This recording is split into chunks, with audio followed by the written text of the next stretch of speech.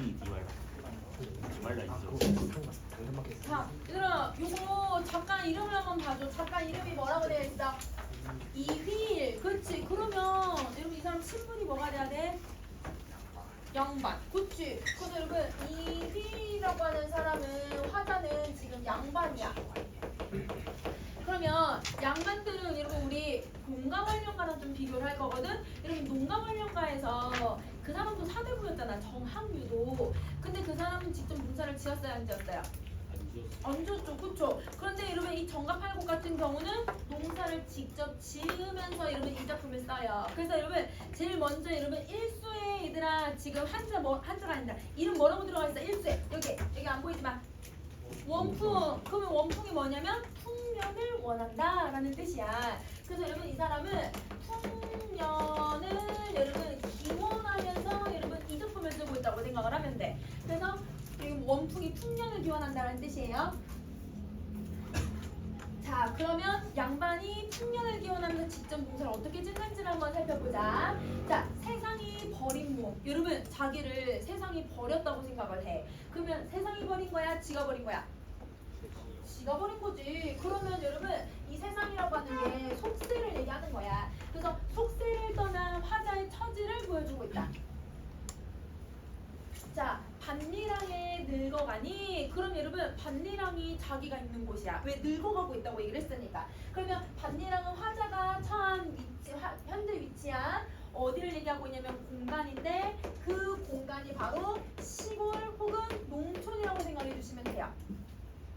여러분 이 사람은 지금 여러분 자연 속에 들어가서 사는 모습보다 속세를 피해서 자연 속으로 들어가기보다 농촌에서 살고자 하는 모습을 표현을 하고 있는 거야. 바깥 일은 나는 잘 모르고. 그러면 여러분 내가 살고 있는 곳에 바깥 일은 바로 어디를 얘기하냐면 속세 일은 난 잘 모르고. 그러면 속세의 가치를 여러분 바깥 일이라고 표현을 한 거예요. 그러면 여러분 속세의 가치 중에 여러분 대표적인 게 뭐가 여기 속세의 가치 들어가야 돼? 국위, 영화 같은 거, 명예 이런 것들 있잖아. 그래서 여러분 국위, 영화 같은 애들은 난 잘 모르겠다. 세상의 이치 같은 거, 이런 명리 같은 거, 혹은 명예 같은 거 잘 모르겠다. 하는 일은 무엇이 있을까? 그럼 내가 이곳에서 하는 일은 뭐밖에 없을까? 라고 질문을 해요. 근데 여러분 내가 뭐 하고 있는지 모르면서 살아가고 있어? 알고 살아가고 있겠지. 그게 바로 풍년을 원하는 길인 거야. 그러면 여러분 여기서는 무슨 표현법을 쓰고 있냐면 내가 하고 있는 일이 뭐가 있을까? 하는 일은 이곳에서 사는 일이야 라고 해서 답이 정해져 있고, 그 다음에 여러분 또 여러분 반리랑은 여러분 어디에 가치가 있냐면 시골과 농촌의 가치관을 얘기하고 있는 거고, 바깥 일이라고 하는 건 여러분 속세 가치관을 얘기하고 있으니까 이 두 가지가 뭐가 돼야 돼요? 대비. 그렇지. 그러면 여러분 바깥일과 반리랑이 여러분 대조가 되는 표현법을 쓰고 있는 거야. 그래서 여기는 설이랑 대조를 써줘야 돼. 자, 그 다음에 이 중에 내가 이렇게 농사를 지으면서 농사일을 하면서 이 중에 우국성심은 연풍을 원하는 것이다. 그러면 여러분 나라를 걱정하는 마음이 바로 뭐라고 생각을 하냐면 연풍을 원하는 게 바로 우국성심이라고 생각을 해요. 자, 그러면 나라를 걱정하는 건 여러분 누가 지녀야 되는 태도냐면 사대부로서 지켜야 되는 기본적인 도리인 거야. 사대부로서 나라를 걱정하는 마음을 가지고 있는데 그게 바로 연풍을 원하는 거래. 왜지? 왜 사대부는 관직에 나가서 일하는 게 더 좋지 않아? 왜 사대부로서 얘들아 나라를 걱정하는 마음이 왜 농사를 지어야 된다고 생각을 해요? 여러분 농사를 중요시 여겼으니까. 우리 여러분 농가원령 갈 때 했었잖아. 중농의 사상을 가지고 있다라고 생각을 해주면 되는 거야. 농사를 잘 지어서 이러면 그 농사를 지은 걸 갖고 세금을 내고 그 세금을 낸 걸 가지고 나라의 번영을 만들 거니까 그게 나라의 우국성심을 다하고 있는 태도라고 생각을 하는 거야. 자, 그러면 여러분 무슨 표현법을 쓰고 있냐면 여러분 영탄법을 썼거든. 어디에서 영탄법을 썼어요? 응? 어머? 노라. 여러분 이건 감탄작업이야. 그래서 여러분 노라가 바로 영탄을 만들어준다. 자, 여러분 옛날 고전 시간은 뭐뭐아 노라, 뭐뭐아 도라, 뭐뭐 로다 이거 다 영탄법이지. 영탄법 만들어내는 방법이라고 생각해주면 돼.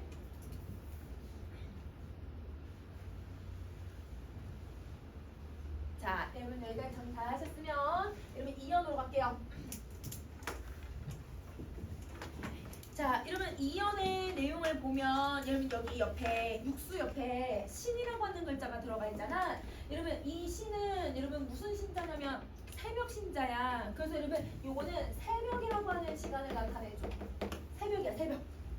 그래서 바로 이러면 새벽이라는 단어 딱 나오네. 그래서 여러분 이게 시간적 배경. 자, 새벽 밝아오자 집박이가 소리를 하고 있다. 여러분 아침 되기 시작하면 여러분 한 4시, 5시 되면서 이렇게 새들이 띠띠띠띠띠 울기 시작을 하거든요. 그래서 집박이가 울기 시작을 한대요. 그러면 무슨 이미지를 쓰고 있는 거예요? 청각. 그렇지. 그러면 여러분 나는 여러분 화자는 이 청각적 소리 때문에 얘들아 뭐가 된 거냐면 잠에서 아마 깨어났을 거야. 그러면 여러분 얘가 집박이가 무슨 역할을 하고 있냐면 아침이 되었다는 것을 알려주는 역할이 바로 집박이야. 그러면 여러분 집박이 때문에 내가 잠에서 깨어나서 내가 아침이 되어서 새벽에 일어났죠. 내가 일어나서 얘들아 뭘 하냐면 일어나거라. 아이들한테 일어나거라 라고 얘기를 해. 여러분 무슨 영어미를 썼어? 명령. 그렇지. 여러분 명령 영어미를 사용하고요. 아이들아 라고 했으니까 아이들이 얘들아 무슨 표현법으로 아이들을 청자로 만들어버렸어? 도녹. 그렇지. 그래서 여러분 도녹법을 가지고 청자를 설정하죠. 이때 아이들은 여러분 진짜 나이 어린 아이들을 얘기하는 게 아니라 일하는 여러분 농민들, 일하는 사람들을 여러분 자기보다 신분이 낮으니까 아이들아 이렇게 부르고 있다고 생각해주면 돼. 그러면 사람들을 일깨워서 뭐 하자고 하냐면 밥 보러 가자꾸나 라고 얘기를 해요. 여러분 가자꾸나는 무슨 영어미를 쓴 거야? 청유. 그렇지. 그러면 여기는 청유 영어미를 사용해서 뭘 드러내냐면 부지런히 여러분 농사일을 하기를 바라는 모습을 드러내고 있는 거야.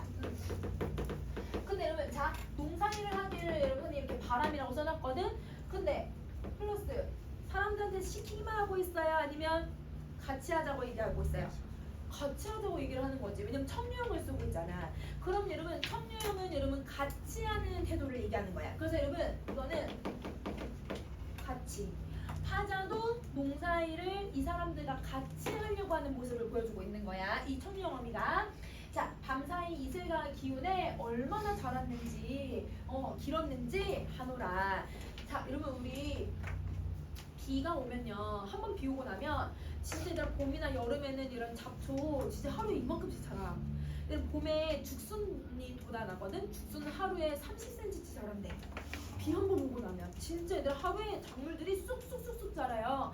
분명 여러분 선생님 저기 저 강의실에서 이렇게 아파트 보이는데 아파트 그 위쪽에 얘들아 그 풀들 좀 있거든. 근데 거기에 약간 노란색 꽃이 어저께 분명 요 정도 있어. 내가 보는 시선에서. 근데 오늘 얘들아 이만해졌어 진짜. 너무 깜짝 놀라가지고 아까 고3 애들이랑 얘기하다가 이렇게 엄청 길어지거든. 얘네 정말 쑥쑥 자라. 그러면 밤사이에 얘들아 이슬이 쫙 내렸으니까 내가 키운 작물이 이만큼이나 더 자랐을까?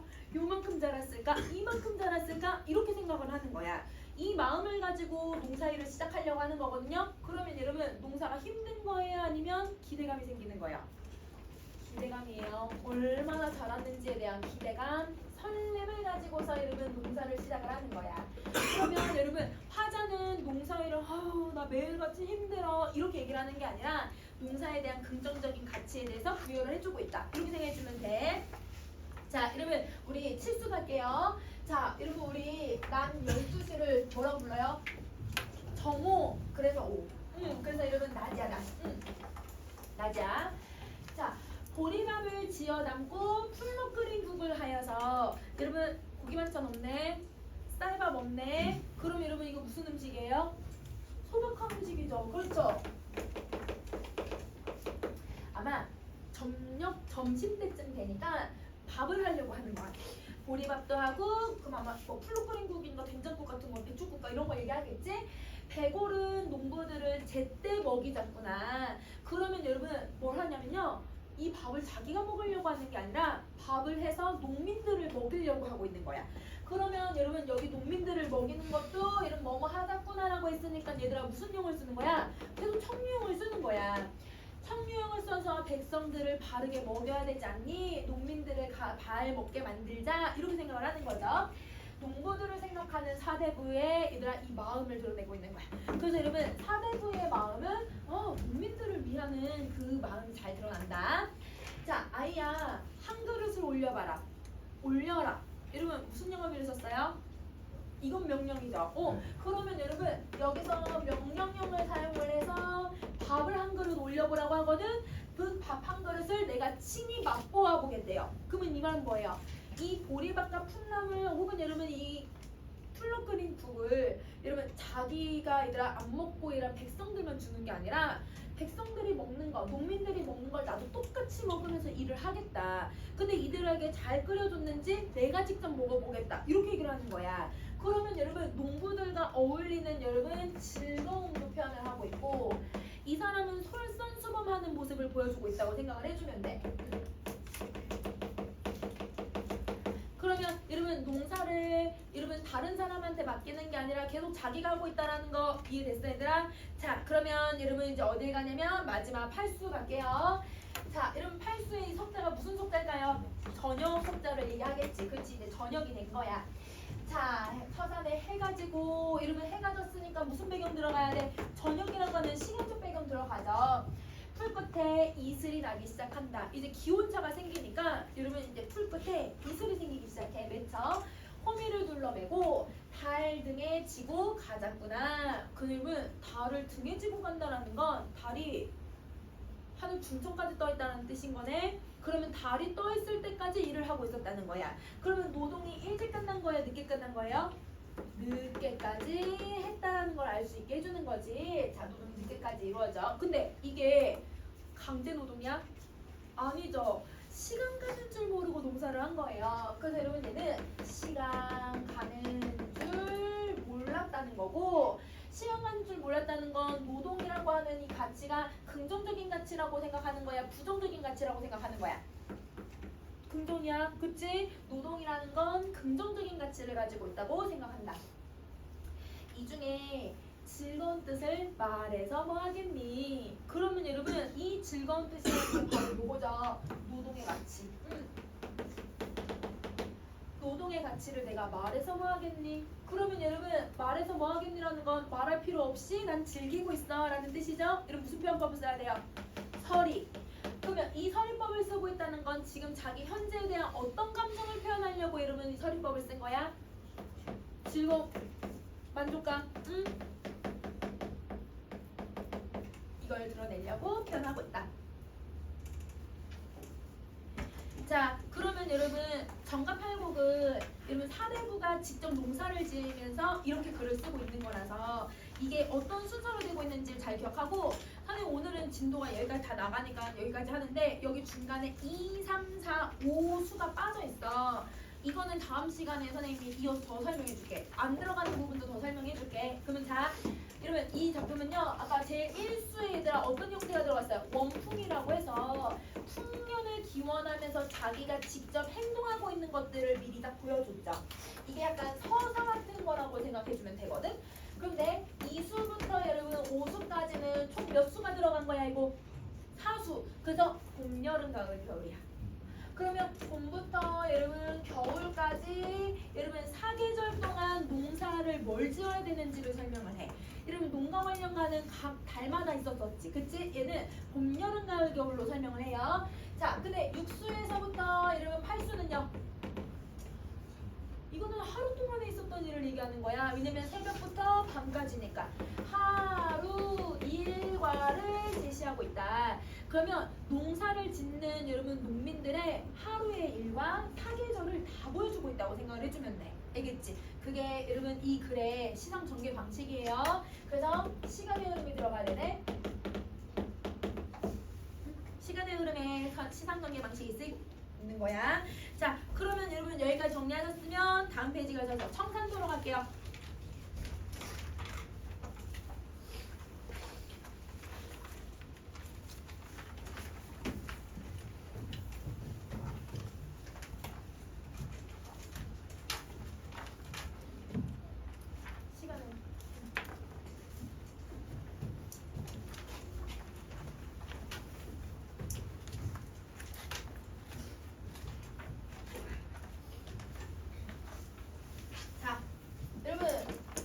외부 지문이 나오니까 선생님 외부 지문에서 나올 수 있는 걸 좀 설명을 할게. 자, 여러분 박두진이라고 하는 작가는 혹시 여러분이 방학 동안에 했었는데 여러분 방학 동안에 이 작가를 본 건 아니고 이 작가가 어떤 파였는지를 했었거든? 진나파. 여러분 우리 일제강점기 때 이 사람들이 정지용에 의해서 세 사람이 모여가지고 그 세 사람이 얘들아 시집을 내요. 그 시집 이름이 청록 시집이에요. 그래서 이 사람 세 사람이 여러분 무슨 파를 만들었을까요? 선생님 힌트 줬잖아. 지금 시집 얘기해줬잖아. 청록파예요. 청록파. 자, 여러분 청록파라고 하는 단체를 만들어요.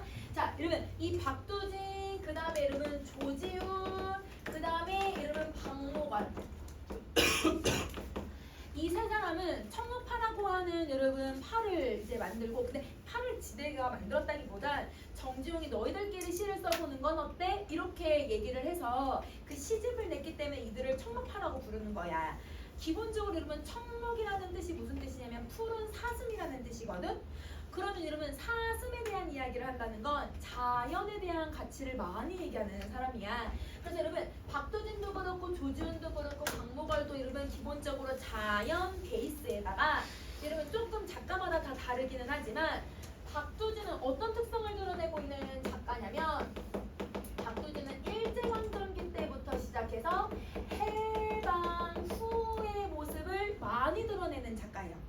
그러면 여러분 봐보세요. 일제강점기는 원래부터 혼란스러워. 그런데 해방 후에도 우리 정리했었잖아. 해방 후도 여러분 사실 얘들아 너무 좋아. 해방은 너무 좋지만 해방이 좋은 속 안에서도 얘들아 잘 봐면 사회적으로 너무 혼란스럽고 정치적으로 혼란스럽고 경제적으로 얘들아 인플레이션 너무 심해졌고 너무 힘들었다는 말이에요. 그러면 그 힘들었던 시기를 어떻게 하면 우리가 이겨낼 수 있을까? 이걸 잘 쓰는 작가야. 그래서 혹시 여러분 해라고 하는 작품 혹시 들어봤을까? 해야 솟아라 맑은 해야 솟아라 이렇게 시작하는 거 여러분 아마 이렇게 좀 짧게라도 아마 봤을 거야. 그거 쓴 작가가 박두진이거든. 그래서 여러분 이 해, 청산도 다 해방 직후를 다루고 있는 작가라고 생각해 주시면 돼요. 그럼 여러분 이 해방호를 다룰 때 여러분 해방이 된 사실은 당연히 좋아 안 좋아? 이거 당연히 너무 좋아. 긍정적 가치를 가지고는 있지만 그런데 뭐 얘들아 이 사회 정치적으로 여러분 경제적으로 너무 혼란스러웠던 시기를 살았기 때문에 이 시기 속에서 우리가 바라야 되는 거는 뭐냐? 이상세계를 도달해야 된다. 이걸 얘기하는 작가야. 그러면 이상세계를 도달하는 방법은 여러 가지가 있을 수도 있겠지? 그러면 이 작가는 어떤 방법으로 이상세계에 도달하려고 하고 있는지를 찾아야 돼. 어떤 방법으로? 그러면 그 내용들을 우리 쭉 한번 찾아볼게요. 자, 여러분 요 세 가지의 내용을 여기서 다 찾을 수 있어야 돼요. 자, 그러면 1년 시작해보자. 사나, 여러분 바로 얘들아 표현법 2개 딱 나와야지. 얘들아 무슨 표현법 나와야 돼? 도노에다가 사람이 아닌데 얘들아 말을 건네고 있으니까 의인법을 쓰고 있다라는 거 알 수 있겠지? 자, 사나, 우뚝 솟은 푸른 사나. 자, 여러분 우뚝 솟은 푸른 산이니까 이 푸른 산이 바로 내가 꿈꾸던 이상적인 세계예요. 그러면 여러분 여기에 이상적인 세계에 도달했다. 철철철 흐르는 짙푸른 산아. 자, 여러분 산이 짙푸르대. 그럼 여러분 계절을 좀 예상할 수 있을 것 같아. 산이 이렇게 푸르게 되려면 봄이나 여름이 되겠지? 근데 여기서 어떻게 비유를 했어 얘들아? 철철철 흐르듯 산이 푸르대요. 여러분 뭐에다 비유를 하고 있어요? 물에다가 비유를 하고 있네. 그럼 여러분 물이 점점 이렇게 흘러가듯이 여러분 산에 있는 지푸름이 점점 이렇게 흘러가면서 넓어진다고 생각을 하는 거야. 봄에 점점 산록이 푸르러지고 있는 모습을 비유하고 있다고 생각해 주시면 되는 거예요. 자, 그러면 여러분 지금 여기까지 봐면 표현법은 여러분 여기 계속 지규 쓰고 있고 여러분 이미지는 여러분 지푸르다, 푸른 산아 이렇게 얘기를 하고 있으니까 무슨 이미지를 쓰고 있는 거야? 시각적 이미지를 사용을 하고 있는 거야. 자, 그리고 지금 이미 벌써 이거 2개가 나왔는데 우뚝, 철철철 그러면 여러분 선생님 다 무슨 표시를 해놨어요? 얘들아 다 동그라미 표시를 해놨잖아요. 얘네들을 우린 뭐라고 불러요? 음성 상징어라고 하죠.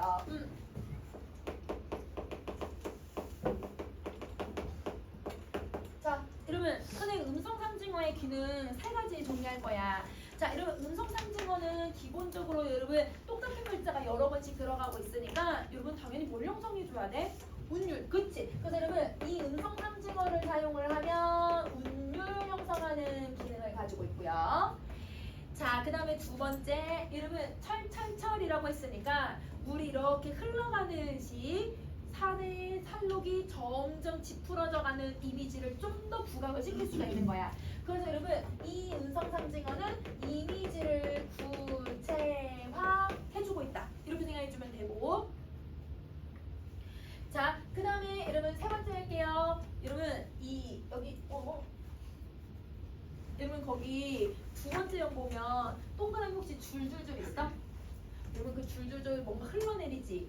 내가 우는 모습을 표현을 하고 있거든? 그러면 여러분 내 감정도 표현할 수 있다고 생각을 해주면 돼. 그래서 여러분 정서를 표현해준다. 이렇게 이 세 가지를 여기서는 음성상징어가 가지고 있는 기능이라고 생각해 주시면 돼요. 자, 숱한 나무들 무성이 우거진 이 산마루에 여러분 봄에서 여름을 넘어가니까 얘들아 이렇게 무성해지는 산마루에 금빛 기름진 햇살은 쫙 내려오고. 자, 여러분 우리 나무가 자라려면 여러 가지 요소도 있지만 햇살도 되게 중요하잖아. 그러면 여러분 지금 산이 나무들이 막 자라고 있을 때니까 그러니까 여러분 햇살이 내려오는 거예요. 근데 이 햇살이 내려오는데 이 햇살을 뭐라고 얘기했어? 기름지다라고 얘기하는 건 햇살을 받아야 나무들이 어떻게 자랄 수 있어? 무성이 자랄 수 있는 거지. 그래서 이 햇살에다가 지금 무슨 이미지를 넣어놨냐면 풍요의 이미지를 넣어놓은 거야. 기름지다라는 단어를 넣어가지고 풍요로운 이미지를 여러분 어떻게 제시를 하고 있냐면 눈에 보이듯이 금빛이라고 표현을 했죠. 시각적으로 제시를 해주고 있다. 그러면 여러분 지금 신적 언어들을 썼지만 간단하게 얘기하면 봄에 산이 푸르러지기 위해서 햇살이 내리쬐고 있는 산의 모습을 묘사하고 있다. 이렇게 생각해주면 되는 거지. 자, 둥둥 산을 넘어서 흰 구름이 건넌 자리가 씻기는 하늘. 그럼 여러분 하늘이요. 여러분 구름이 씻겨 나가면 무슨 하늘만 있어야 돼요? 무슨 색 하늘만 있어야 돼? 파란색 하늘만 있어야지. 그럼 파란 하늘은 여러분 맑은 하늘이라고 하죠. 그럼 여기에 무슨 이미지를 쓰고 있냐면 얘네가 씻기고 있으니까 맑고 깨끗한 이미지를 사용을 해주는 거야. 맑고 깨끗한 이미지.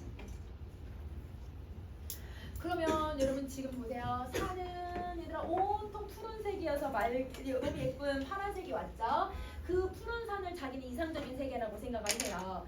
근데 여기 있던 막 구름도 이렇게 있었는데 이 구름들이 다 씻겨서 하늘도 파란색으로 변했다고 생각을 하면 돼요.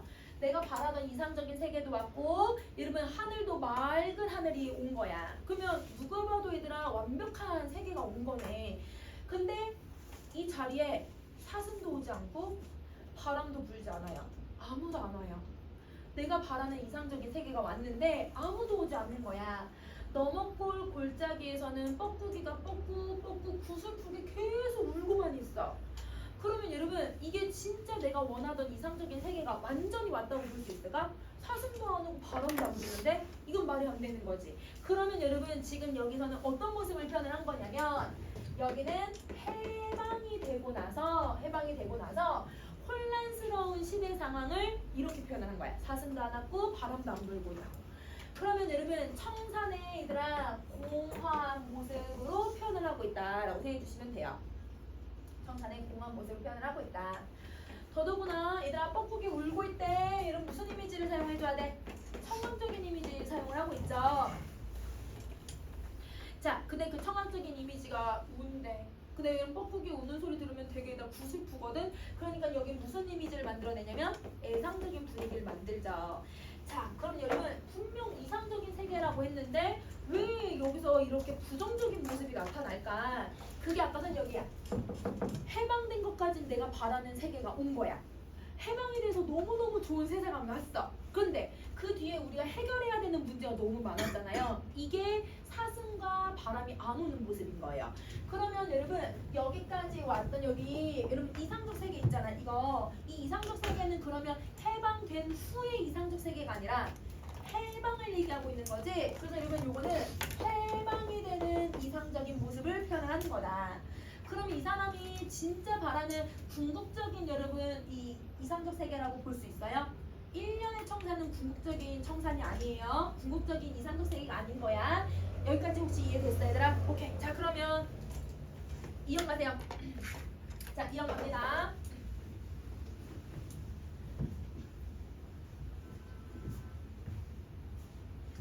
자 산한 푸른 산한 네가 쓴 향기로운 풀밭에 내가 엎드리면 자 여러분 여기 계속 산을 너라고 계속 표현했어. 여러분 산을 처음부터 1년에서도 그렇고 2년에서도 그렇고 계속 무슨 표현법을 표현하고 있어요?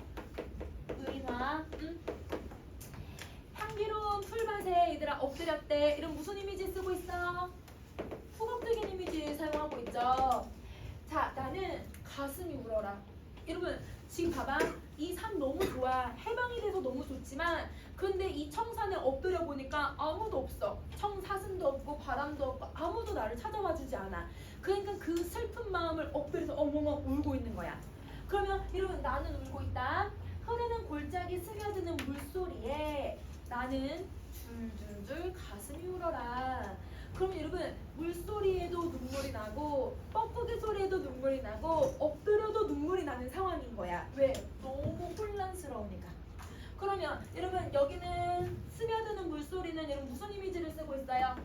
이 청각적인 이미지를 쓰고 있죠. 그 청각적인 이미지가 여러분 나에게 무슨 감정을 불러일으키게 만드냐면 내가 울게끔 만들어내고 있는 거야.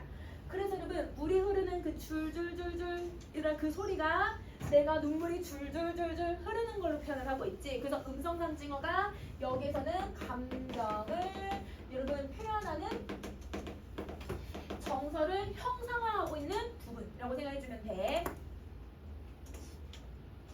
자, 그 다음 다시 하자. 아득히 가버린 것 같은 잊어버린 하늘과 여러분 봐봐 아까는 하늘이 맑은 하늘이 있어서 내가 바라는 세계가 왔다고 생각을 했잖아요. 근데 그 맑은 하늘이 어떻게 된 것 같대요? 간 다음에 잊어버렸대. 간 다음에 잊어버렸다는 건 돌아와 안 돌아와? 안 돌아와 이 하늘이. 그리고 아른아른 오지 않는 보고 싶은 하늘에 그럼 여러분 저기 가버린 하늘이 돌아오기를 바라고 있는 거예요. 근데 돌아오길 바라는데 얘가 아직 안 돌아오고 있으니까 내가 바라는 세상이라고 생각해도 되지. 그럼 이 사람이 궁극적으로 바라는 건 뭐냐면 자 여러분 요때 맨날 사람들이 다 뭐 때문에 싸워? 신탁 통치 때문에 싸우고 그다음 남쪽 북쪽으로 싸우고 이러면 정치 때문에 싸우고 이다 좌파다 우파다 뭐 이러면서 싸우고 모든 사람들이 다 반목만 하던 시기인 거야. 그러니까 여러분 이 사람이 바라는 이 궁극적인 이상세계는 어떤 모습이냐면 서로가 반목하고 서로가 이다 갈등을 하고 서로가 이다 대립하는 그런 세계가 아니라 평화, 화합 이걸 말하는 거예요. 왜? 이 시기는 너무 대립을 너무 많이 했었으니까 화합과 평화가 이루어지길 바라는 거야. 그래서 선생님이 여기는 이상적 세계라고 안 쓰고 평화로운 세계라고 쓸 거야. 이게 화자가 바라는 세계야. 화자가 바라는 이 평화로운 하늘에 어쩌보면 만나오질 보리 고운 사람이 나는 혼자 그리워라. 그럼 여러분 보리 예쁜 사람이 있는데 이 예쁜 사람을 내가 그리워한대. 근데 여러분 사실은 아까는 누가 보고 싶다고 했어? 하늘이 보고 싶다고 했지. 하늘과 보리 고운 사람은 똑같은 의미야. 그래서 여기는 선생님 그래서 화합의 세계라고 쓸게요. 그래서 만나게 될지도 모르는 화자가 기다리는 화합의 세계. 이 세계가 올 거라고 생각을 하는 거야. 그럼 다시 정리. 이연에서는 여러분 내가 해방이 됐지만 내가 원하는 세상이 오지 않아서 눈물을 흘리고 있는 상황이었어. 그래서 내가 간절히 기다리는 하늘과 내가 간절히 기다리는 보리 고운 사람이 오기를 바라는데 그게 모두 다 화합과 평화의 세계라고 생각해 주시면 돼요. 나는 혼자 그리워라. 가슴으로 그리워해라. 자, 그럼 여러분 가슴으로 그리워한다라고 하는 말의 의미를 조금 더 정리해보자. 여러분 청산 아름다워요. 여러분 즉 해방된 거 너무 좋아요. 이렇게 해석하시면 되죠. 해방된 거 너무 좋지만 여러분 여기에서 보리 고운 사람이 이 청산에 없기 때문에 여러분 완전하다는 걸까 아름다움이 불완전하다는 거야. 불완전하다, 그치? 그래서 여러분 불완전하다라고 하는 자각에서 나오는 그리움의 마음이라는 거야. 여러분 2형까지 이해되셨어요? 어떤 표현법인지? 그럼 이제 3형 갈게요. 여러분 졸린 사람 박수 한번 쳐. 박수 여러 번 쳐. 자, 얘들아 졸린 사람 잡는 게.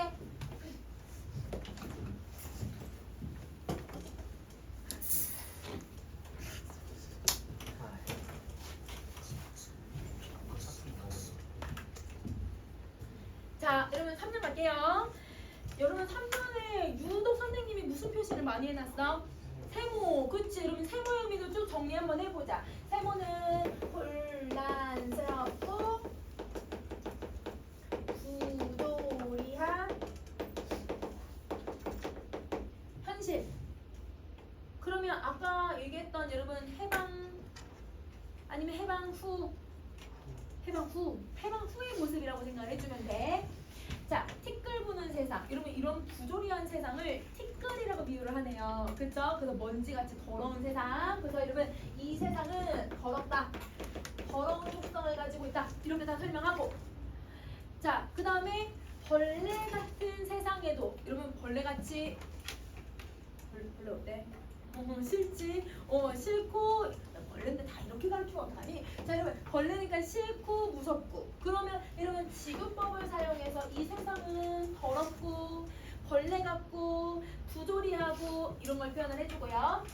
눈 맑은 가슴 맑은 보고 지운 나의 사랑. 그럼 여러분 이런 부조리한 세상에서도 나는 누굴 만나고 싶다? 이 보리고 온 사람을 만나고 싶다는 거야. 근데 보리고 온 사람은 볼만 고운 게 아니라 어디가 맑대? 눈이 맑대요. 어디도 맑대요? 가슴이 맑은 마음을 가지고 있대요. 그러면 맑은 마음을 가지고 있다는 건 여러분 불순하다라는 거야? 순수하다라는 거야? 그렇지. 그러면 순수한 존재를 얘기하고 있는 거야. 순수한. 그리고 여러분 이 사람은 눈도 잘 보이고 얘들아 가슴도 맑고 이건 이 사람은 건강한 거야. 건강한.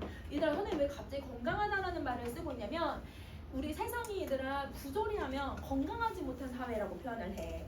우리가 얘들아 건강한 사회를 만들어야 된다 이런 말도 쓰잖아. 그러니까 이 사회가 부조리하니까 건강한 사회를 만들고 싶어하는 마음을 표현을 해주고 있는 거야. 자, 달밤이나 새벽녘 홀로 서서 이러면 지금 이 부조리한 세상을 다 얘들아 무슨 이미지로 표현해요? 밝음의 이미지예요? 어둠의 이미지예요? 어둠이죠. 밤이니까. 그치? 어둠의 이미지를 표현을 하고 홀로 서서 눈물 어릴 보리고 온 나의 사랑. 달 가고 밤이 가고 눈물도 가면 그럼 여러분 달도 가고 밤도 가고 눈물도 가면 이거는 해방 후에 혼란스러웠던 시기가 끝나고 나면 이런 말이 되는 거지. 그러면 열거법을 딱 썼어요. 내가 바라는 이상적인 세계가 온다면 튀어올 밝은 하늘 빛난 아침 이르게 된다면 그럼 여러분 자 저는 부조리한 게 가면 내가 바라는 아침이 올 거라고 생각해. 그러면 내가 바라는 세상을 무슨 이미지로 표현하고 있냐면 밝음의 이미지로 표현하고 있지. 자 그러면 여러분 어둠은 내가 원하지 않는 세상, 밝음은 내가 원하는 세상. 그러면 여러분 화자가 지향하는 세상이야, 지향하는 세상이야? 지향이죠. 지향하는 세상이야. 자 향기로운 풀밭 이슬밭 푸른 언덕을 총총총 달려도 와줄 보리고 온 나의 사랑.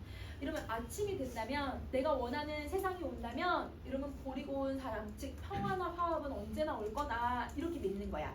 근데 이런 평화 화합이 오는데 이러면 그냥 걸어오고 있어 아니면 어떻게 걸어오고 있어? 어떻게 오고 있어? 총총총 달려와 준다고 했지. 그냥 달려오는 것도 아니야. 총총총총이야. 이러면 총총은 좀 빠를까 아니면 늦을까? 빨리. 그렇지. 그래서 세상이 빨리 와주길 바라는 마음을 가지고 있다. 이렇게 생각해 주시면 돼요. 자, 그러면 화자는 이런 세상을 바라고 있다라고 얘기를 하는 거야. 마지막 영 갈게. 이런 마지막 영까지만 하면 쉬운 시간이야. 이런 마지막 영 보자. 자, 푸른 산 한마들 구름은 가고 골 넘어 뻐꾸기는 우는데 봐봐 얘들아 뻐꾸기 아직도 울고 있다? 뻐꾸기가 우는 건 긍정이었어 부정이었어? 부정이었어. 그러면 여러분 아직은 지금 이 현재는 아직도 부정적인 순간이 아직도 지속되고 있다는 거죠. 부정적인 시간이 지속되고 있는 게 지금 현재야. 근데 빈칸 안 썼지만 부정적인 현실이 지속되고 있다. 그래서 눈에 어려 흘러가는 물결 같은 사람 속, 와우성쳐서 흘러가는 물결 같은 사람 속에 나는 그리워한다, 너만 그리워한다. 그럼 여러분 수많은 사람들 속에서도 나는 그리워만 해요. 수많은 사람들 속에서도 나는 너만 그리워해요. 수많은 사람들 속에서도 혼자서 털도 없이 난 너만 그리워해요. 수많은 사람들 속에서. 그럼 여러분 이 수많은 사람이 뭘 의미하고 있는지를 볼 건데, 자 여러분 이 수많은 사람을 뭐에다 비유를 하고 있어 얘들아? 흘러가는 물결에 비유하고 있지. 여기 얘들아 또 사람을 어디다 비유를 하고 있어? 물결인데 이번엔 무슨 물결이야? 아우성 치면서 흘러가는 물결을 얘기하죠. 그러면 여러분 이 모습은 여러분 수많은 사람들, 반목하고 대립하고 수많은 여러분 해방 이후의 모든 사람들 속에서도 나는 너만 그리워해 이렇게 얘기하는 거야. 그러면 여러분 여기 해방 후에 혼란스러운 현실을 여러분 어떻게 표현하냐면 물결이라고 하는 시각적으로 표현을 하고 있는 거예요. 시각적으로 제시하고 있다. 그러면 이런 상황을 여러분 뭐에다 비유하고 있냐면 물결을 비유하는데, 근데 여러분 물살이 좀 잔잔한 맑고 깨끗한 시냇물 같은 거에다 비유를 하고 있니? 아니면 막 더러운 여러분 막 모래랑 막 이런 게 섞여 있는 얘들아 물살이 센 여러분 그런 물에 비유를 하고 있니? 전자니 후자니? 후자에 비유를 해. 아우성 친다고 하고 눈에 어려서 막 흘러간다고 표현을 하고 있으니까. 그래서 여러분 이게 모의고사에 나왔을 때 여러분 모의고사 말고 다른 모의고사에 나왔을 때 얘를 보기에서 뭐에다 비유했다고 하냐면 탕류에 비유했다고 해요. 탕류는 거세고 더러운 물이 막 섞여 있는 하류에서 흐르는 물. 그래서 여러분 그래서 선생님 여기다 쓸게. 이 시대 상황을 그래서 뭐에다 비유했다? 탕류에 비유를 하고 있다. 탕류의 비유. 여러분 혼란스러우니까 평화롭지 않잖아요. 그러니까 그거를 막 거센 물살에. 그리고 여러분 너무 얘들아 사람들끼리 싸우기만 하니까 그걸 잔잔하지 않은 물살에 비유를 하고 있다고 생각해주면 되는 거야. 자, 근데 여기서 여러분 나는 그리노라 너만 그리노라. 여러분 요거는 무슨 편법을 쓰고 있는 거야? 반복을 쓰죠. 근데 여러분 나는 그린데 너만 그린데 근데 여러분 이 문장이 많이 길어져서 난 너만 그리워할 거래. 약간 점층의 방식도 쓰고 있지? 그래서 2개 쓸 거야. 2개. 자, 그런데 여러분 이렇게 여러 번 반복했다라는 건 의미를 강조하기 위해서 쓰고 있다는 거잖아요. 그럼 화자에 어떤 태도를 부각시키려고 강조를 하고 있어요? 의지겠지?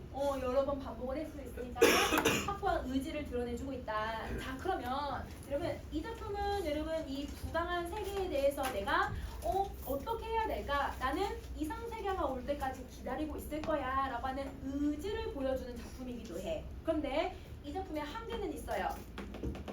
이런 해방 직후의 부조리한 이런 사회 속에서 이 사람이 하는 게 뭐야? 기다리는 것밖에 없는데? 적극적으로 얘들아 현실의 문제점을 얘들아 극복하려고 하지 않지. 그냥 기다리기만 하는 거야. 이게 이 작품의 한계야 얘들아. 간절히 기다리기만 하는 게. 그래서 여러분 가끔 문제 나올 때 있어. 이 작품의 한계로 얘들아 비판할 수 있는 작품이라고 하면 어떤 작품들은 여러분 막 투쟁하자 아니면 뭐 싸우자 이런 작품들이 나오는데 그 사람들의 입장에서는 이 작품을 비판할 수 있는 거지. 그럼 한계 적을게요. 한계는 부정한 여러분 부당한 이 시대 속에서 이상적인 세계만 여러분 기다리는 것. 그럼 즉 적극적인 행동이 안 나타나고 있다는 게 이 작품이 가질 수 있는 한계. 이렇게 생각해주면 돼. 그래서 여러분 다른 외부 지문이 나와도 비교를 이렇게 태도를 비교할 수 있는 작품들이 나올 수 있으니까 기억해주면 될 것 같아. 자, 그러면 여러분 얘는 이렇게 정리해주시면 될 것 같고요. 그러면 여러분 시상 전개 방식 하나만 정리하고 끝내자 얘들아. 자, 시상 전개 방식은 아까 세모가 뭘 얘기하는 애들이더라? 다 부정적인 애들이었지. 그치? 근데 여러분 여기 있는 청산 같은 애들 선생님이 얘들아 네모 표시한 애들 있잖아. 이 세상은 이상적인 세계들을 얘기한단 말이야. 그러면 여러분 공간이 뭐가 되는 거예요? 대비. 그치. 그래서 여러분 요거는 여러분 대비를 쓰는데 더더구나 여러분 이 세모 표시하는 애들은 무슨 이미지를 썼냐면 어둠의 이미지를 좀 썼고 그 다음에 여러분 청산이 내가 바라는 건 여러분 아침 같은 여러분 긍정적인 가치를 여러분 밝은 이미지를 사용을 했잖아. 그럼 여러분 어둠의 이미지도 있고 밝음의 이미지도 있으니까 이런 대비도 쓰지만 무슨 대비도 써야 돼? 명암, 명암의 대비도 쓸 수 있다. 이렇게 정리해 주시면 돼요. 여러분 쉬는 쉬하고 잠 깨세요. 잠 깨시고 여러분 그 뒤에는 두 잠갈 거야. 뒤에 있는 거니까 지정이 어려운 거야. 여러분 잠 좀 깨고 알겠지?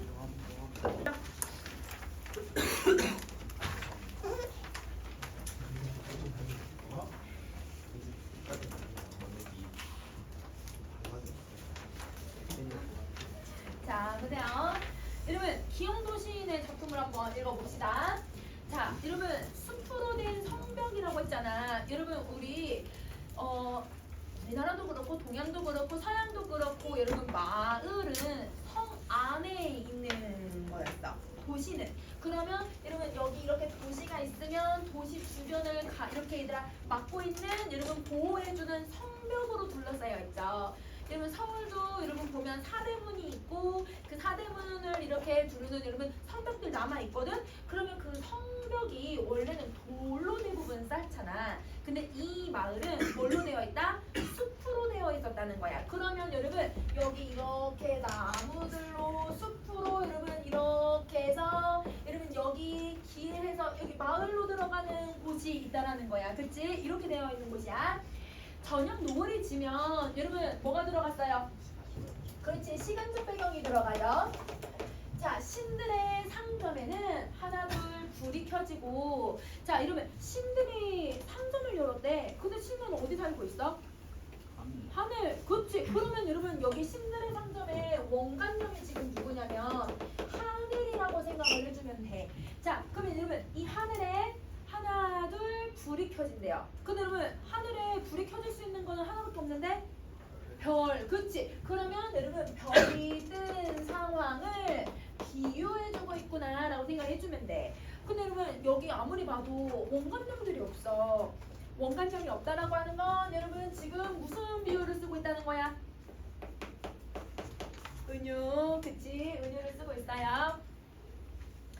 자, 그 다음 농부들은 작은 당나귀와 함께 성 안으로 사라지는 것이었다. 그치? 여러분 저녁이 되니까 밖에서 농사를 지었던 농부들도 이 당나귀를 데리고 성 안으로 들어가는 거죠.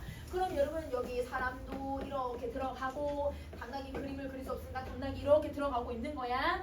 자, 그런데 여러분 이 성안은 여러분 누가 사는 곳이라고 생각하냐면 신들의 상점이라고 비유를 했으니까 신들이 사는 곳이기 때문에 어떤 곳이라고 생각을 하냐면 여러분 신비롭고 여러분 순수하고 이상적인 곳이라고 생각을 하는 거야. 그래서 여러분 여기 선생님 사진 쓸게. 순수하고 그 다음에 이상적인 세계의 속성을 띠는 공간이 바로 이 공간이다. 그래서 여러분 혹시 여러분 백석에 여러분 흰바람벽이 있어라고 하는 시 혹시 무슨 시인지 알아요? 여러분 거기에도 맨 아랫부분에 이러면 이렇게 무슨 나이로마리아 릴케처럼 누구처럼 하면서 이 동물들 쫙 열거하거든. 거기에 당나귀 있어.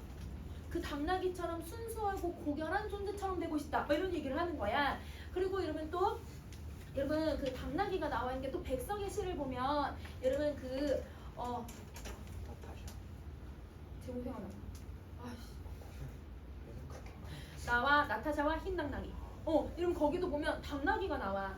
그러면 여러분 그 당나귀들이 얘들아 어떤 존재라고 생각하냐면 뭔가 말은 어때 얘들아? 말은 뭔가 우아하고 털날리고 이렇게 하면 얘들아 되게 비싼 애들인데 당나귀는 농민들이 얘들아 쉽게 얘들아 살 수 있고 그리고 당나귀는 여러분 뭔가 투박한 느낌이 좀 있잖아. 그러니까 여러분 순박하고 순수하고 그런 존재라고 생각했던 것 같아.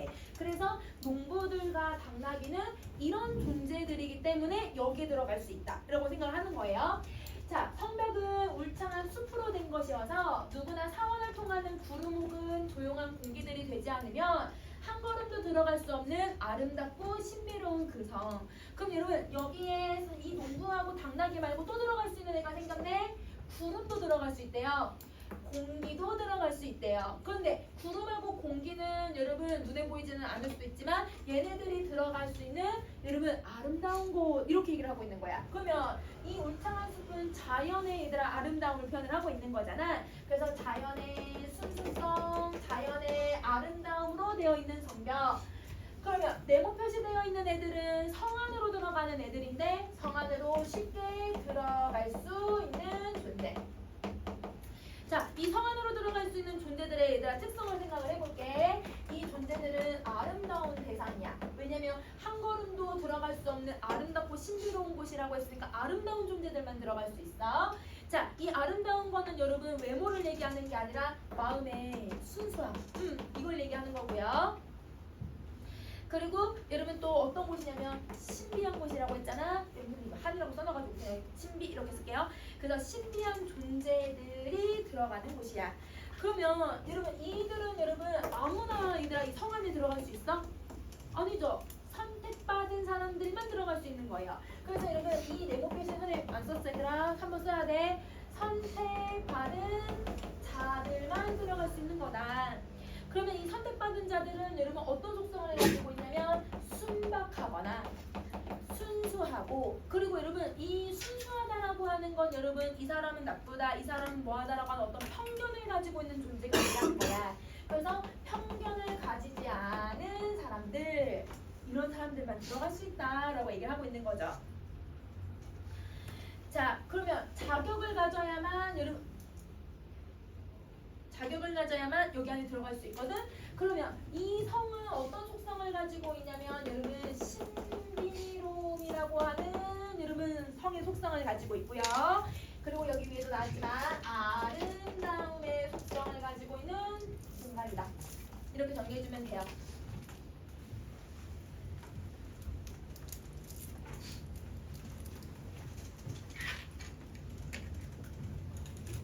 자, 그럼 여러분 2형 갈게요. 근데 어느 골동품 상인이 이 숲을 찾아와서 몇 개의 큰 나무들을 잘라내고 들어갔다. 그럼 여러분 여기는 돌로 되어 있는 여러분 성벽이 아니기 때문에 나무가 이렇게 있으면 여러분 나무를 다 잘라버렸다는 거야. 이곳에 들어가고 싶어서. 근데 여러분 마음만 없다면 들어갈 수 있는 곳이야? 순수하면 들어갈 수 있는 곳이었거든? 근데 이 사람은 마음이 어떤 사람이라는 걸 알 수 있어? 마음이 순수하지 않구나. 못 들어가니까 이걸 다 배워버린 거야. 그러면 여러분 이 상인은 여러분 자연을 뭐 해버렸냐면 훼손을 해버리는 사람인 거죠. 훼손하는 행위를 하고 있는 파괴자예요. 파괴자. 자연을 파괴하는 사람. 그러면 이 골동품 상인은 어떤 사람이냐면 이곳을 여러분 침입하는 사람인 거지. 자격이 안 되는데 이곳에 들어오려고 하고 있으니까. 그러면 이 침입을 할 때 얘들아 또 침입하겠습니다 이렇게 하고 있는 게 아니잖아요. 강제적으로 들어오고 있는 거죠. 그래서 강제성을 띠고 있다 이렇게 정리해 줄 거야. 자 그러면 그곳에는 여러분 사실 뭐가 있어야 돼요? 농부들이 살고 있는 곳, 당나귀가 있는 곳, 구름과 공기가 있는 곳이 있어야 했었잖아. 그런데 그곳에는 점점점 아무것도 없었다. 아무것도 없대. 그러면 여러분 여기서 깜깜깜깜 썼거든요. 여러분 이거 무슨 표현법이에요? 여러분 간단히 할 때 했잖아요. 생략. 그렇지. 여러분 생략법을 썼어. 여러분 생략법을 사용하면 뭘 형성할 수 있더라? 여운. 그렇지. 그럼 여기도 여운을 형성해서 뭘 보여주냐면 아무것도 남아있지 않았다라고 하는 것을 표현을 하는 거야. 즉 여러분 여기서 이 여운을 형성해서 순수성을 파괴한 상인에 대한 부정적인 인식을 형성해주기 위해서 여러분 이렇게 여운을 만들어내고 있다고 생각을 해주면 돼. 화자가 독자들에게 순수성을 파괴한 상인을 비판하기 위해서 만들어내는 효과다 라고 생각해주시면 돼요. 자 그리고 그가 본 것은 쓰러진 나무들 뿐 잠시 후 그는 그 공터를 떠났다. 왜? 이곳에서 얻어낼 수 있는 게 아무것도 없었으니까. 그러면 여러분 이 공터는 뭐가 공터가 된 거야? 자연의 이 순수성을 이 사람 다 잘라버렸잖아요. 그 순수성을 여러분 상실한 세계가 되는 거야. 상실한 세계야. 자, 그러면 여기서 여러분 우리가 대조되는 대상을 찾을 수 있을 것 같아. 선생님이 아까 네모 표시한 애들이 있었잖아. 이런 네모 표시한 애들은 순수한 존재들이었잖아요. 근데 여러분 여기 지금 세모 표시한 사람이 있어요. 세모 표시 누구 있어요? 상이. 그렇지, 골동품 상이. 그러면 여러분 이 두 대상은 대조될 수밖에 없는 거네. 그러면 여러분 선생님 링크 안 만들어놨어. 여러분 대조라고 딱 써주고.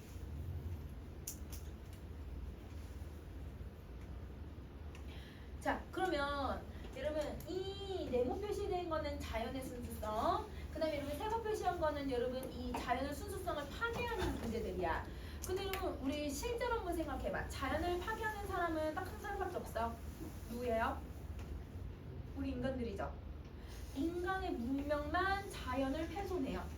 그러면 여러분 얘는 뭐라고 생각해도 되냐면 골동품 상인은 인간이 만들어낸 문명이라고 생각을 해줘도 되는 거야. 인간의 문명, 인간의 욕심이 이러면 이 자연의 순수함을 파괴하고 있음을 이 작품에서 보여주려고 하는 거야. 그래서 여러분 이 작품과 비슷한 시가 뭐가 있냐면 박남수라고 하는 작가가 쓴 근데 문제 넣어놓긴 했어. 세일이거든요. 세일. 이러면 이 여기 세에서 뭐가 나오냐면 포수가 나와요. 새를 얘들아 뭘 하냐면 계속 이 총을 쏴서 죽이려고 해요. 왜 새를 총을 쏴서 죽이려고 하냐면 새를 얘들아 내가 딱 가지면 그 새가 가지고 있는 자연의 본질을 내가 다 가질 수 있을 거라고 생각하는 사람인 거야. 그러면 여러분 여기서도 포수는 그러면 여러분 어떤 존재야? 자연의 본질을 훼손해 보려고 하는 사람인 거잖아. 그러니까 이 포수가 여기 나오는 누구랑 모습이 비슷해?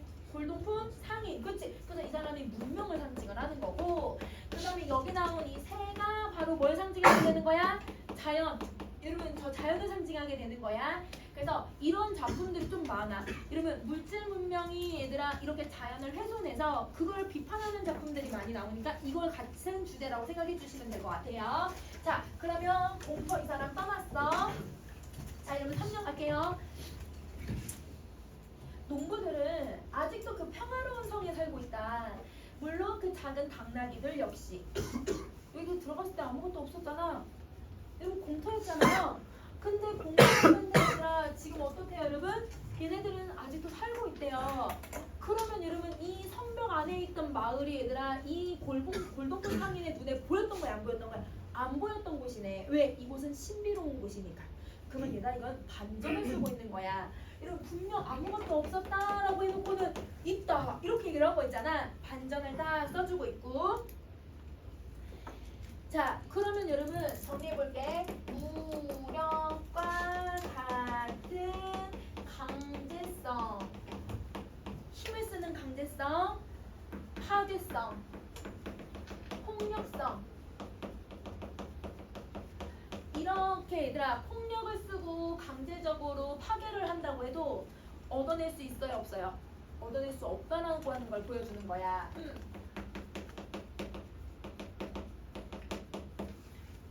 그러면 이 골동품 상인은 여러분 이런 곳에서 얘들 아무것도 얻지 못했어. 그러면 여러분 이 사람은 여러분 성의 성벽을 무너뜨렸잖아요. 성의 성벽을 무너뜨렸다고 해도 성이 가진 여러분 고유성, 성이 가지고 있는 순결한 모습, 이걸 여러분 이 골동품 상인은 여러분 훼손했어요 못했어요? 훼손 1도 못한 거죠. 그러면 여러분 이 성벽은 나무로 되어 있기는 했고 눈에 보여서 얘들아 다 잘려서 없어졌다고 하더라도 이 무력에서부터 이 사람으로부터 여러분 이 마을을 지켜준 거라고 생각해주면 돼. 그래서 이거를 무력으로부터 지켜냈다 이렇게 생각해주면 돼요. 이렇게 있기 때문에 반전이 생겨날 수 있는 거야. 자, 그러면 맨 마지막에 얘들아 당나귀들 역시 근데 그럼 뒤에 얘들아 서술어 생략됐거든? 살고 있다 이게 들어가야 되잖아. 그러면 여러분 서술어로 끝나지 않았으니까 뭘 만들어줘야 돼? 여운. 그렇지. 여러분 여운 만들어내고요. 그러면 평화로운 여러분 이 마을은 여러분 침입자로부터 지켜낼 수 있었다라고 얘기하고 있는 거야. 그래서 여러분 무력이 정말 강제적이고 정말 폭력적이어도 그 무력은 우리가 아니라 지켜낼 수 있다라고 얘기를 하고 있는 작품이라고 생각하면 되지. 그러면 시상정의 방식 한번 생각해봐. 시상정의 방식 저 대조 썼거든? 그럼 뭐가 써야 돼요? 대비. 그래서 여러분 시상정의 방식 얘도 대비를 쓰고 있다. 이렇게 정리해 주시면 돼요. 자, 여러분 여기까지 정리하셨으면 여러분 이제 지지연기 시작할게요.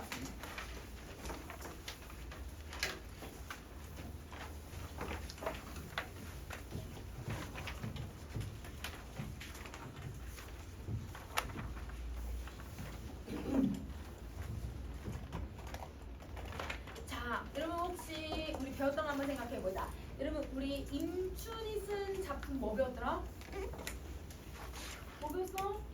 공방전. 여러분 우리 공방전 저번에 시험범위였잖아요. 그러면 여러분 임춘이 어느 시대 때 사람이더라? 고려죠. 왜냐면 가정제 소설을 썼잖아요. 그쵸? 고려죠, 고려. 그러면 여러분 임춘이 얘들아 살았던 시기에 이규보라고 하는 사람도 살고 있었거든? 그러면 이 이규보도 그러면 언제 때 사람인 거야? 고려 때 사람이야. 그래서 그러면 임춘에 우리 공방전 하면서 공방전이 얘들아 왜 화폐를 다 폐지해야 된다고 생각을 했어? 당시에 시대적 배경이 어떤 시대를 살았기 때문에 누구를 없애야 된다고 생각을 했을까? 무신들. 이런 무신 정권이 얘들아 오랫동안 집권을 하고 있었으니까 무신들을 여러분 없애야만 여러분 이 문제가 해결될 거라고 생각을 해서 돈의 화폐를 다 폐지해야 된다고 생각했던 게 공방전인 거야. 그러면 여러분 이 작품은 이규보라고 하는 사람을 썼다고 했잖아. 이 사람도 고려 시대에 무신 정권기에 살았던 사람이에요. 그러면 여러분 이 사람이 왜 이 작품을 썼을까라고 생각을 해보면 여러분 이 당시에 이런 혼란스러웠던 시대에 자기가 어떻게 살아야 될지를 얘들아 마음을 먹은 거야. 이 작품이. 그러면 여러분 선생님이 얘들아 이 작품에 사실 얘들아 어려워요. 한문으로 되어 있는 수필을 다시 번역을 하고 그 번역한 걸 쉽게 풀어서 설명했다고 하더라도 사실 좀 어려워요. 그래서 앞부분 내용을 알고 있으면 뒤에서 왜 이런 내용이 나왔구나 라고 하는 걸 알 수 있거든. 그래서 선생님은 앞부분 내용을 조금 더 설명할게 얘들아. 알겠지? 근데 여기 없어. 없어서 여러분 같이 선생님이랑 메모 좀 한번 합시다. 어디다 메모하냐면 여러분 시쪽 위에다가 메모하셔도 되고요. 아니면 여러분 11쪽에다가 하셔도 되는데 11쪽도 내가 쓸게 왜 써가지고 안 써도 돼. 여러분 써도 돼. 11쪽에 써도 돼. 아니면 10쪽 맨 위에 써도 되고. 자 여러분 이 앞부분 줄거리를 조금 간단하게 정리 한번 해보자. 자, 여러분 여기 성 안에 동쪽 공항리에 초당 수십 칸이 있대요.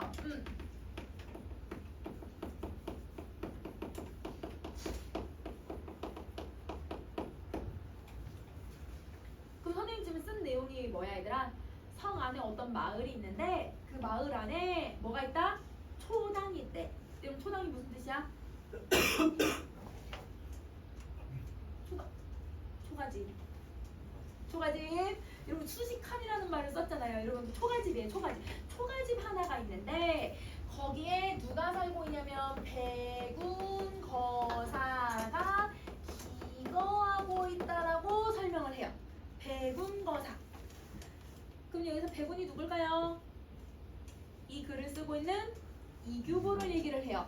이규보는 그러면 어디서 살고 있다? 성안 공양리에서 살고 있다. 이렇게 생각해주면 되는 거야. 이게 이규보를 얘기하는 거지. 근데 여러분 이규보가 얘들아 이곳에 살고 있다고 하면서 이규보가 뭐라고 얘기를 하냐면 이렇게 말을 해. 자 여러분 이거는 조금 중요해. 자 여러분 몸은 기거하나. 여러분 이 말은 뭐야? 몸은 이 집에서 살고 있지만 이런 말이지. 몸은 이 성 안에서 살고 있지만 이런 말이지. 마음은 기거하지 않는다. 이렇게 얘기를 해요. 그럼 이 말은 뭐예요? 내 몸뚱 아리는 여기서 산다 하더라도 내 마음은 이곳에서 사는 게 아니야. 이렇게 말을 했다는 거야. 그러면 여러분 이 말을 전제로 해야 이 내용을 이해할 수 있는 거야. 알겠지? 그럼 이제 작품 이제 시작해보자. 제목부터 갈게요. 자, 여러분 지지라고 하는 단어는 지우지라고 하는 글자에서 온 말인데요. 지우지는 멈출 곳에 멈춘다라는 뜻이야. 그래서 얘는 멈출 곳에 멈춘다.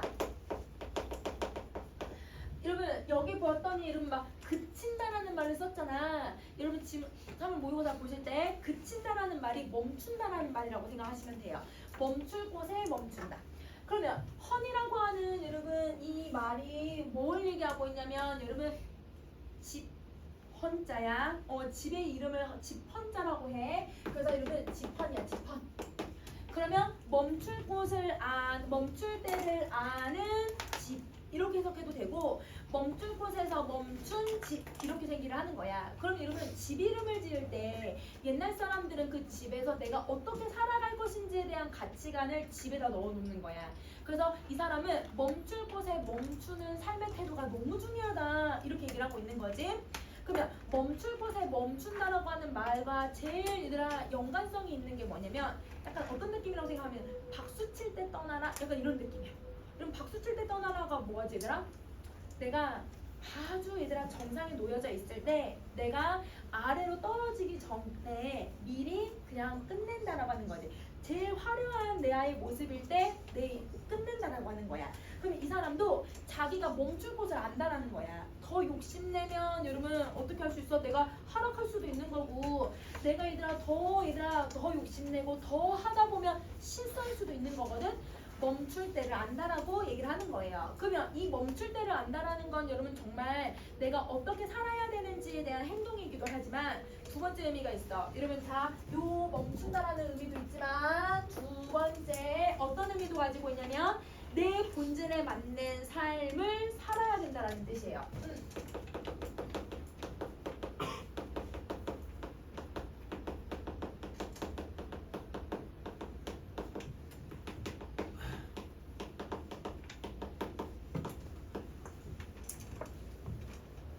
내 본질에 맞는 삶을 살아야 한다.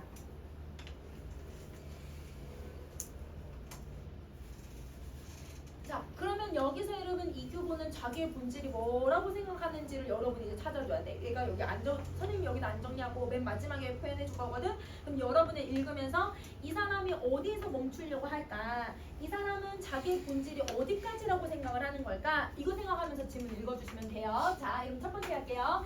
이른바 지지라고 하는 건 그 능이 그 그칠 곳을 알아서 그치는 것을 얘기하니 즉 멈출 곳을 알아서 멈추는 것을 얘기하니 지지의 뜻을 설명해 주네. 자, 그 그칠 곳이 아닌 데서 멈추면 여러분 내가 멈추지 말아야 할 곳에서 멈추게 된다면 그 멈추는 건 멈추는 곳에서 멈추는 게 아니다. 멈춘 거 계속 얘기하네. 그럼 여러분 이 말이 무슨 말이냐면요. 여러분 이렇게 생각하시면 돼요. 자, 여러분 그칠 곳이 아닌 데에서 그쳤기 때문에 내가 제대로 멈춘 게 아니다. 이렇게 얘기를 하는 거야. 자, 그럼 다시 할게요. 또 호랑이와 표범, 고라니, 사슴, 교룡은 는, 모, 굴에 있어야 그칠 곳을 알아서 그치는 것인데 그쵸? 여러분 호랑이나 이런 동물들은 자연에서 생활을 해야 되는 거예요. 자, 근데 가령 본고장을 떠나서 혼잡한 성시, 이러면 성시를 성안이라고 하는 거거든.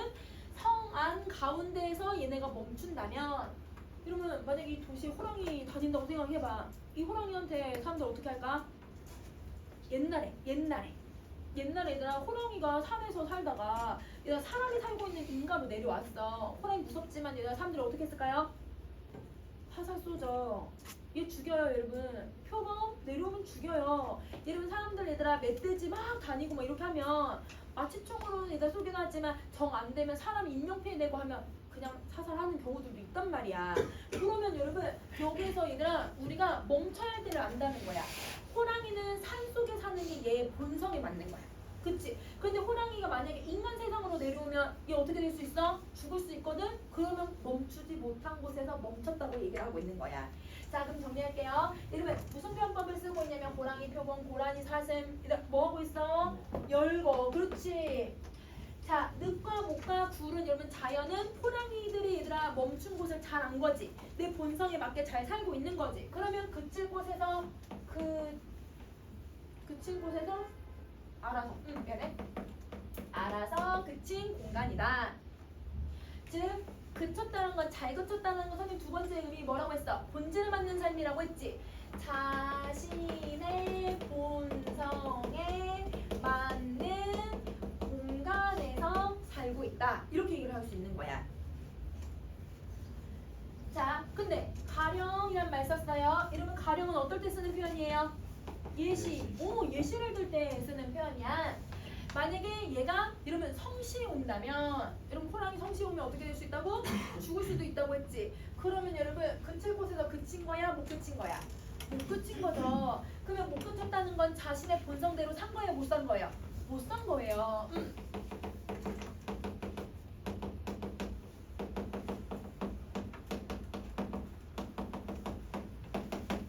여러분 그 늑대 소년들 여러분 그 진짜 이때요. 여러분 그 자연에서 버려져서 늑대나 아니면 여러분 원숭이들이 얘들아 이렇게 기르는 아이들이 있대. 그러면 그 아이들은 여러분 우연히 발견이 되면 그럼 여러분 늑대 습성을 가지고서 배웠잖아.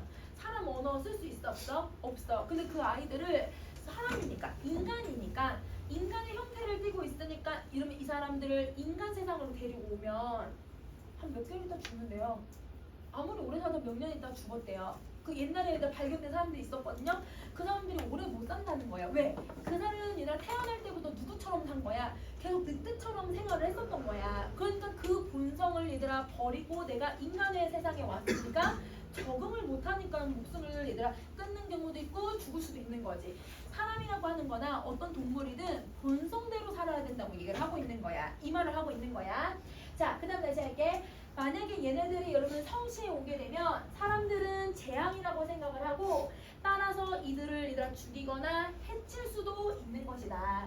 그러면 이 말이 그칠 곳에 그치지 않았을 때 발생할 수 있는 문제 상황을 얘기하고 있는 거죠.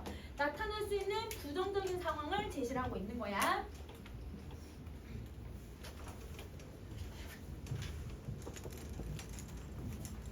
자, 그러면 여러분 세 번째 문장 갈게요.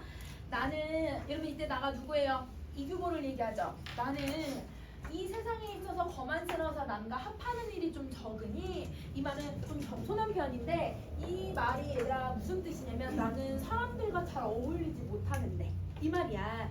그래서 어울리는 일. 자, 그래서 길들여진 물건이 아니다. 그래서 나는 길들여진 물건이 아니라는 건 나는 다른 사람들과 쉽게 어울리고 쉽게 어울리는 그런 인간적인 성격을 갖고 있는 사람은 아니다. 그럼 여러분 이 사람은 자기 본성을 알아요 몰라요? 알죠? 자기가 어떤 성격인지 안 보잖아요. 그럼 여러분 이 말은 자신의 본성에 대해서 얘기를 한 거야. 여러분 쉽게 말하면 이 사람은 옛날에 아이였던 거야. 여러분 나는 다른 사람들과 잘 못 어울려 이렇게 얘기를 한 거지.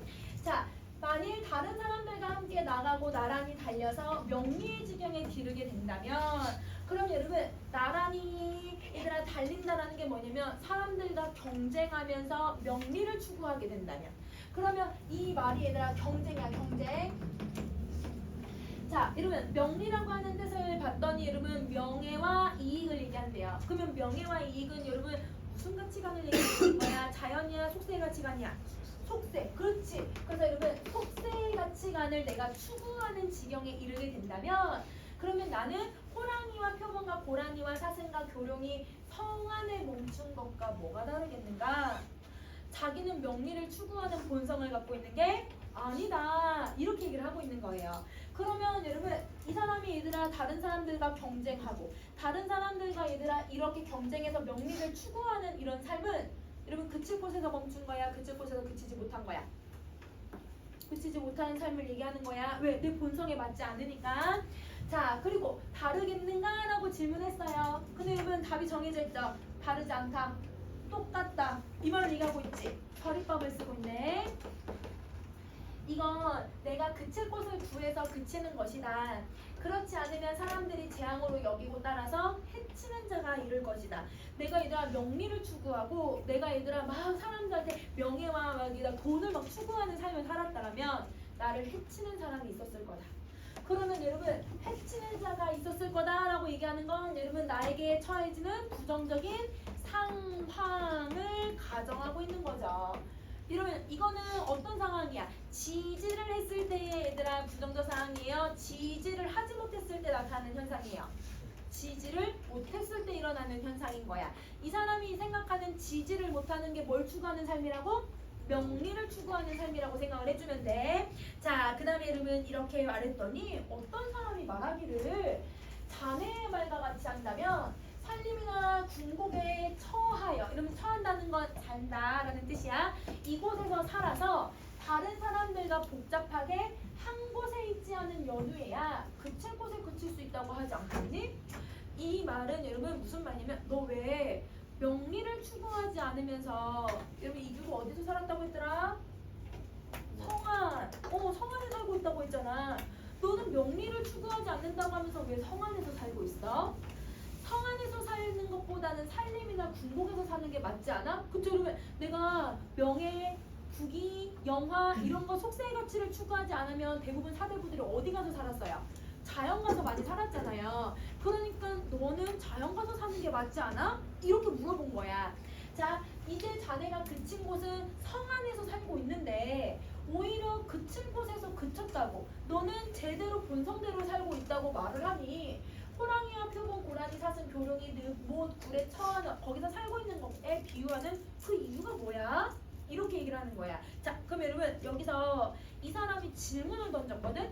질문을 던진 두 가지 의미를 이거를 정리를 해줄게. 자, 이러면 정리해볼게요. 첫 번째, 여기다 그냥 밑에다 쭉 적으세요.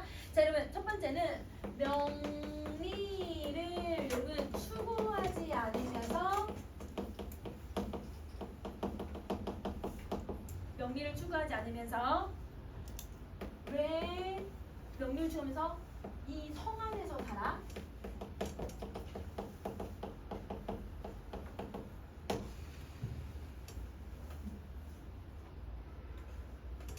성안에 살아? 왜 산림과 중국에서 살지 않아?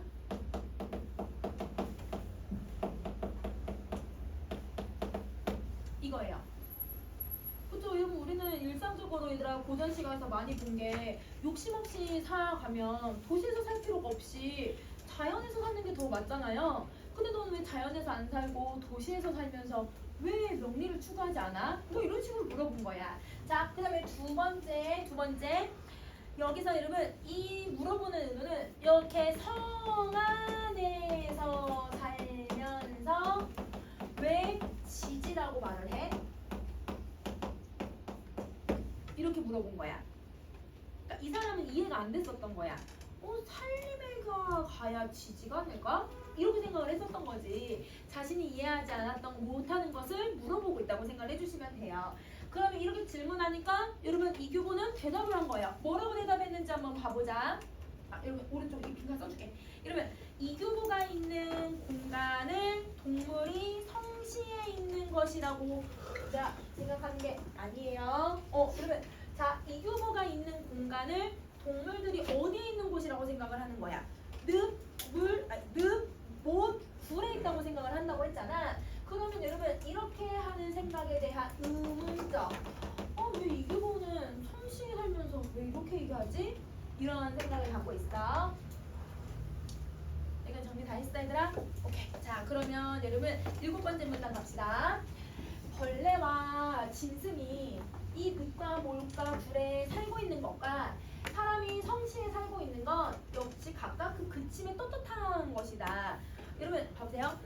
벌레는 당연히 얘들아 그 벌레가 원래 살던 곳에서 사는 게 맞고 짐승도 여러분 짐승이 원래 살던 곳에 사는 게 맞아요. 그럼 짐승들은 대부분 어디 살아요? 대부분 산속이나 얘들아 이런 굴 같은 데서 생활을 하잖아요. 이거 생활하는 건 당연히 맞고 인간은 어디서 사는 게 당연히 맞아 얘들아? 사람들이 살고 있는 도시성에서 사는 건 당연한 거야.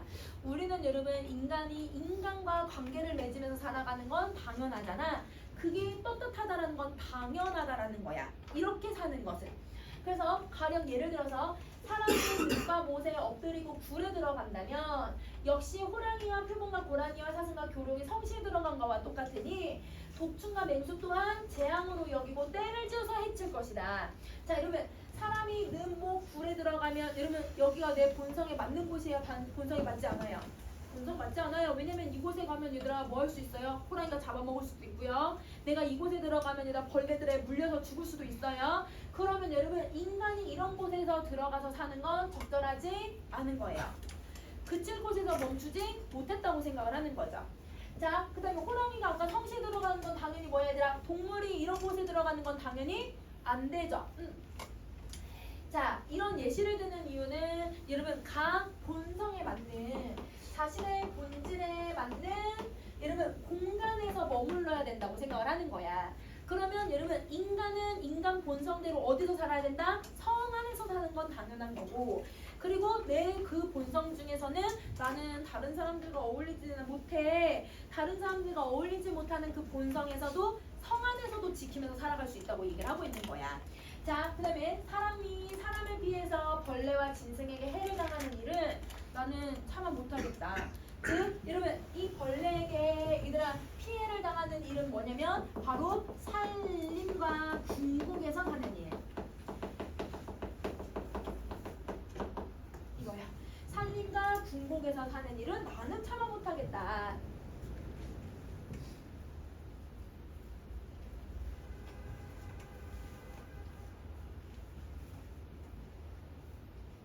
자, 그 다음 거 갈게. 8번 가자.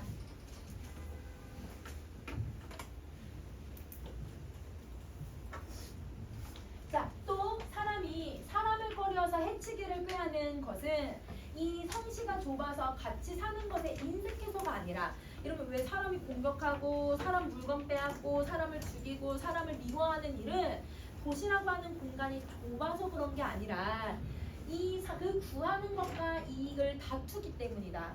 사람은 여러분 우리 물건이나 어떤 재화는 여러분 무한정이잖아요.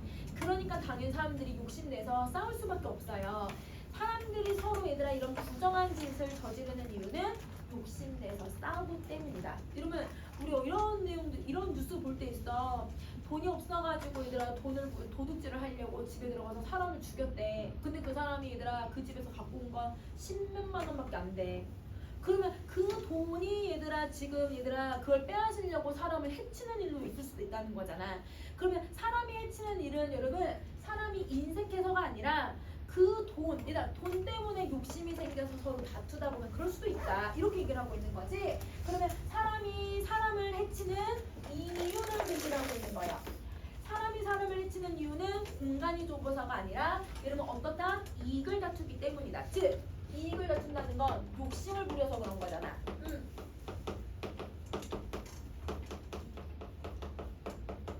욕심을 부리기 때문이다.